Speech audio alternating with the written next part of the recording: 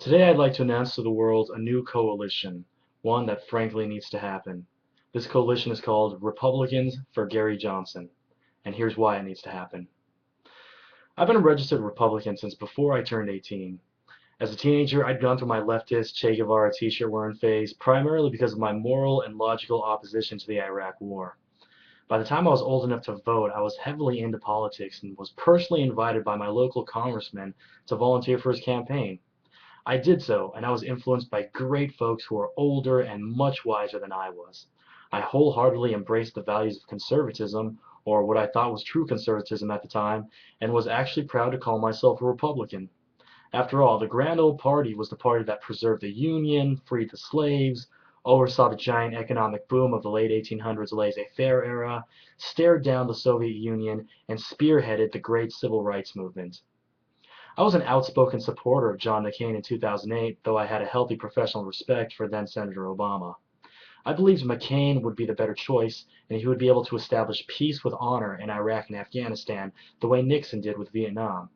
I obviously hadn't read the Constitution yet, nor did I check the senator's voting record. However, in January of 2009, I happened to be doing research that truly changed my perspective forever.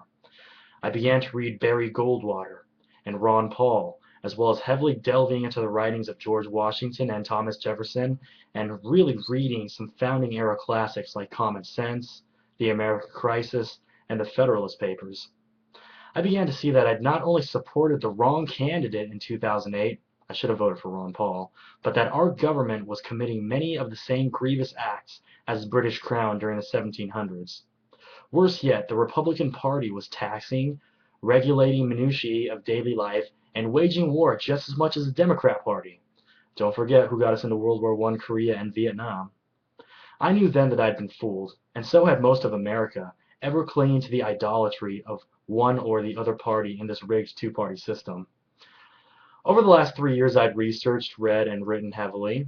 I developed a strong grasp of US and modern world history, as well as a general understanding of the Austrian School of Economics, which, by the way, is the only school of economics that accurately predicted the 2007-2008 financial collapse and the current economic recession, while all the Keynesian economists in both parties said in 2007 that everything would be just fine.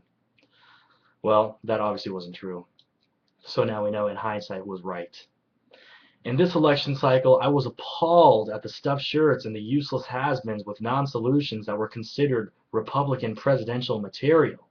Newt Gingrich, Rick Santorum, Rick Perry, and all the other wannabes didn't fool me with their ultra-conservative rhetoric.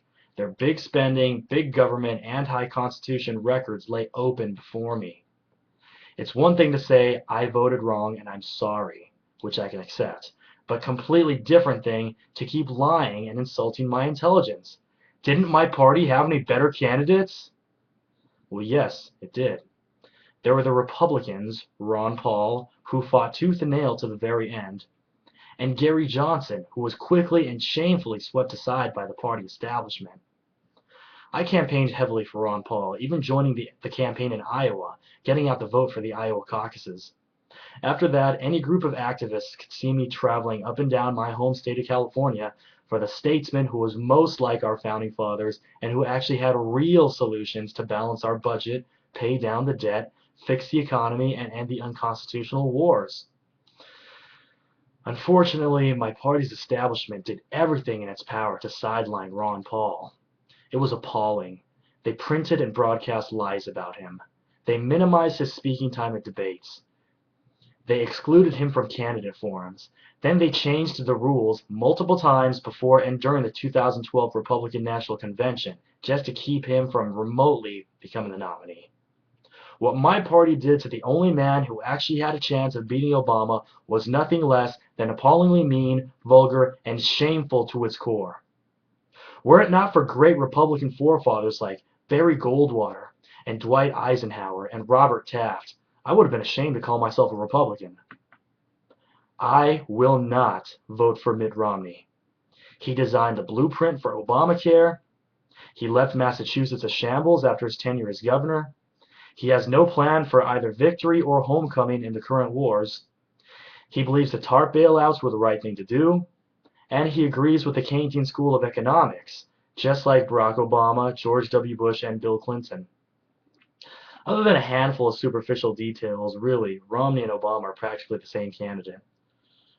Luckily, there is one candidate who still mirrors the philosophy of true conservatism, rugged individualism, fiscal responsibility, and constitutionally limited government. That candidate is Gary Johnson. As Republican governor of New Mexico, he vetoed over 750 wasteful spending bills, greatly reduced state taxes, reduced the size of the state's inefficient bureaucracy, and after 2 terms, he left New Mexico with $1 billion budget surplus, new schools, hundreds of miles of new highways, and the list goes on. As a college student, Johnson was a door-to-door handyman who started a small business and eventually grew it to over 1,000 employees. Mitt Romney, who was a decent businessman, was given millions of dollars by his father with which to start businesses and make money, whereas Johnson actually built a large business from the ground up. Yes, Barack, and you too, Mitt, Gary Johnson really did build that. Though I don't agree 100% with Johnson's platform, hell, I didn't even agree 100% with Ron Paul, Gary Johnson is a good candidate. He is not the lesser of two evils, but rather another good. Republicans for Gary Johnson realize and understand this. Now, if you are a frustrated Republican like I am, who isn't fooled by Mitt Romney's phony conservatism and phony populism, who is looking for a candidate who can truly represent the ideals of our country's founders and the very things we hold sacred, I encourage you to join this coalition. I encourage you to join me and join Governor Johnson. Governor Johnson asked us, be libertarian with me for one election. I can do that. After all, it's about principle, not party. My name is Zach Foster, and I am a Republican for Gary Johnson.